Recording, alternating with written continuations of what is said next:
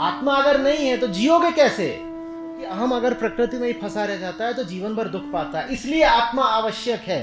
अगर जीवन वैसे ही नहीं बर्बाद करना जैसे जा रहा है तो आत्मा चाहिए। इसीलिए धर्म का कोई और प्रतिपाद्य विषय है ही नहीं आत्मा के अतिरिक्त। दो तरह के लोग होते हैं धर्म की दुनिया में, एक जो गॉड को या भगवान को मानते हैं और दूसरे जो आत्मा की तरफ बढ़ते हैं। कहने की जरूरत नहीं इनमें से नास्तिक कौन है। करोड़ों कबीर हो जाते पर हर कबीर के पास वैसा ही घर था और वैसे ही रिश्तेदार और वैसे ही शुभचिंतक और हितैषी जैसे आपके पास है, तो हो ही ना पाए। कबीर कबीर कैसे हो अगर कबीर को बता दिया जाए कि कबीर एक आत्मा है, हो ही नहीं सकते। हजारों जन्म लग जाते हैं। कबीर तो वो जिन्होंने कहा कि बात की बात में राम हाजिर, अभी के अभी। जिसको अभी यकीन है कि सत्य बहुत दूर है, उसने तो यकीन करके सत्य को दूर बना दिया। सच्चाई या जिसको भी आप मुक्ति, मोक्ष या परमात्मा कह रहे हैं, वो तो अपनी ओर से कोई दूरी बनाने में उत्सुक है नहीं।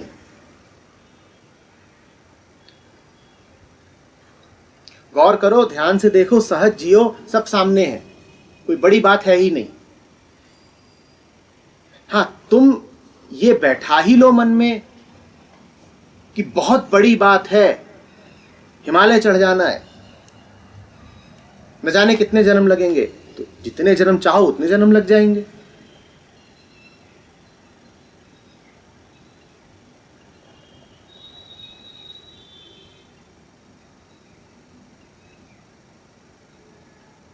कुछ दूर नहीं है, कुछ मुश्किल नहीं है। सहज को मुश्किल कह कह के हम उसे मुश्किल बनाए दे रहे हैं।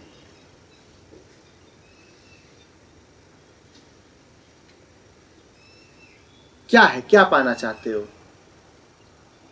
जो इतना कठिन है कि उसमें श्रम लगेगा और साधना लगेगी और न जाने क्या क्या लगेगा? ऐसा क्या है? जीव हो, जीवित हो, जिंदगी बितानी है, उसमें इतनी क्या जटिलता है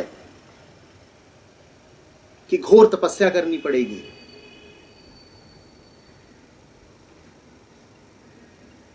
एक कठिन परिस्थिति में पैदा हुए थे कबीर। कह रहे हो ना कि कितने कबीर हो गए।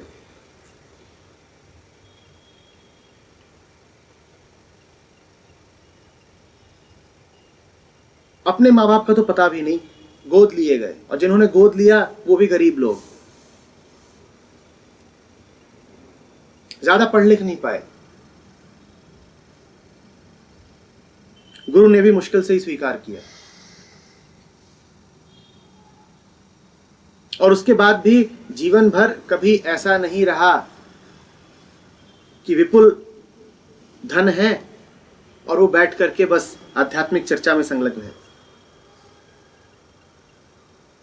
जीवन भर प्रतिदिन रोटी के लिए भी काम करते रहे।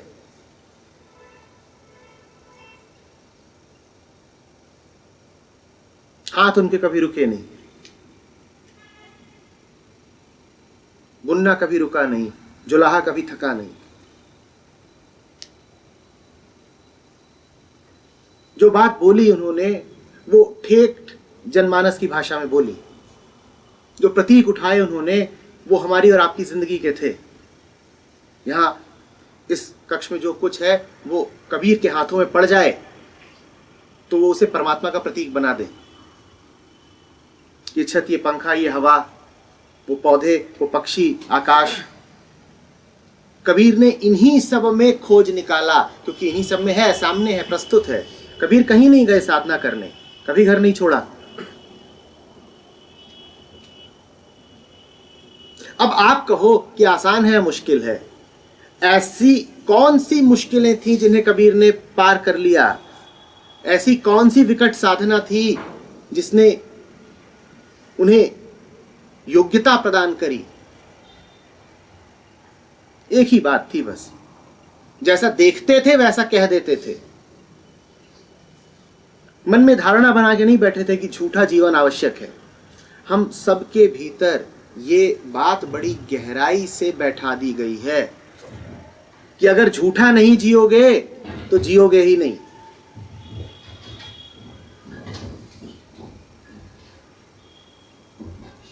कबीर विशिष्ट क्या कर रहे हैं? आपके हमारे जैसे ही पैदा हुए हैं, बल्कि हमसे भी कठिन हालात में जिए हैं।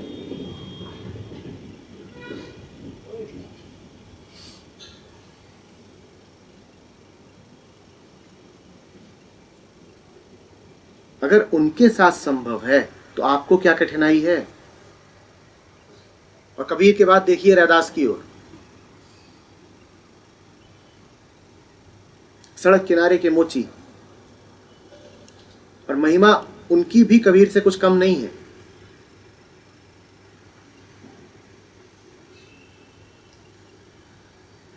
कबीर में खासियत ये नहीं है कि वो अद्भुत हैं, अनूठे हैं, विलक्षण हैं। कबीर में खासियत ये है कि वो सीधे हैं, सरल हैं, सहज हैं। दोनों बातों के अंतर को समझिएगा। आप उन्हें बहुत दूर का बना देना चाहते हैं और कहते हैं वो दूर के हैं इसलिए खास हैं। कबीर दूर के नहीं हैं, बिल्कुल सामने के हैं, पास के हैं, इसलिए खास हैं। कबीर का ही नाम और उदाहरण ले रहे हैं अगर आप, तो इससे तो आपको यह जाहिर होना चाहिए था कि पिताजी क्या बात कर रहे हैं। जो है अभी है, सामने है, और अगर सामने नहीं है तो मैंने आंखें बंद कर रखी होंगी। और आंखों को और कुछ नहीं बंद करती, धारणाएं बंद करती हैं। सच के बारे में जो हमारी धारणाएं होती हैं वही सच को हमसे दूर रखती हैं।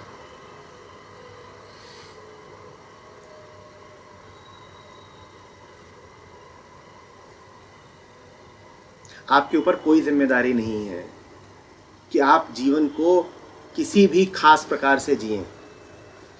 4 घंटे 5 घंटे काम करके आप मौज में हो, चैन में हो, शांति है, तो आपके ऊपर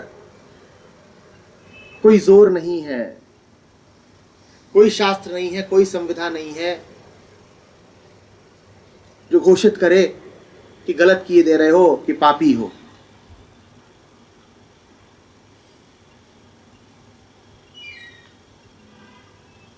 जैसे जीना चाहते हो जियो, बस झूठे मत रहना, अपने प्रति ईमानदार रहना। ये प्रश्न अपने आप से पूछते रहना, कोई हलचल तो नहीं है जिसे दबाए दे रहा हूं? मौज है ना, शांति है? जब शांति होगी तो कोई जवाब उठेगा ही नहीं। जब अशांति होगी तो अलग अलग तरह के जवाब उठेंगे। फिर समझ जाना कि कहीं कोई चूक हो रही है। मोक्ष वगैरह कोई अर्जित करने की चीजें नहीं होती हैं, वो स्वभाव है। मुक्ति स्वभाव है, सरलता स्वभाव है। उसमें हासिल क्या करोगे? कौन सा रास्ता पकड़ोगे? कहां जाओगे?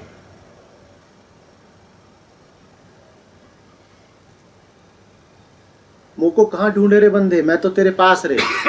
जा कहां रहे हो खोजने? घर से निकल के पार्क तक भी जाने की जरूरत नहीं है।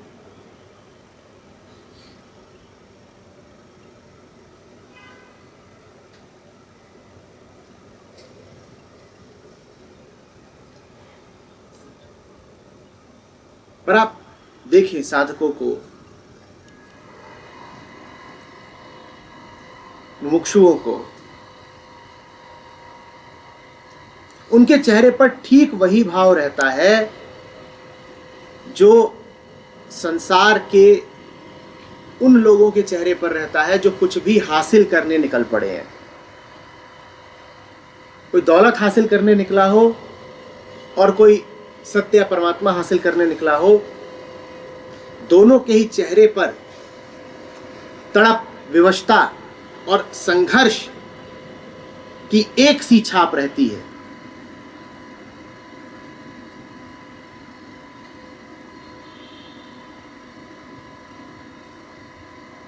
क्योंकि दोनों ने एक ही धारणा पाल रखी है कि कुछ है जो दूर है, कुछ है जो पाना है। संसार में तो फिर भी हो सकता है कि कुछ हो जो दूर हो, वो कोई जगह हो सकती है, कोई आंकड़ा हो सकता है, कोई उपलब्धि हो सकती है जो वास्तव में आपके संसाधनों के संदर्भ में आपसे दूर हो, लेकिन स्वभाव, सच्चाई, जिंदगी ये आपसे दूर कैसे हो गए? ये तो बिल्कुल ही दूर नहीं हो सकते। ऋषिकेश कोई उदाहरण नहीं है। कबीर नहीं रहे थे ऋषिकेश में। अभी ऋषिकेश से ही आ रहा हूं, वहीं को वापस भी जाऊंगा। तो वहां जो कुछ चल रहा है उसको मापदंड नहीं बना लीजिएगा कि सारे मोक्षु वहीं जुट गए हैं इत्यादि। आपने पूछा कितने कबीर हो गए? अनगिनत। आप एक दो को जानते हैं, संयोग की बात है, बाकी नहीं आए चर्चा में। हर कबीर अपने कबीर होने की उद्घोषणा करे कोई आवश्यक नहीं है।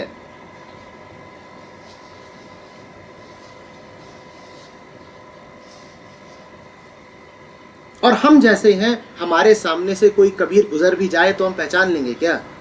हम पूछते हैं कितने कबीर? कबीर बैठे हुए आपके सामने, आपको दिखेगा? आंखें चाहिए ना। कबीर को तो पहचानने के लिए थोड़ा बहुत कबीर जैसा होना पड़ेगा।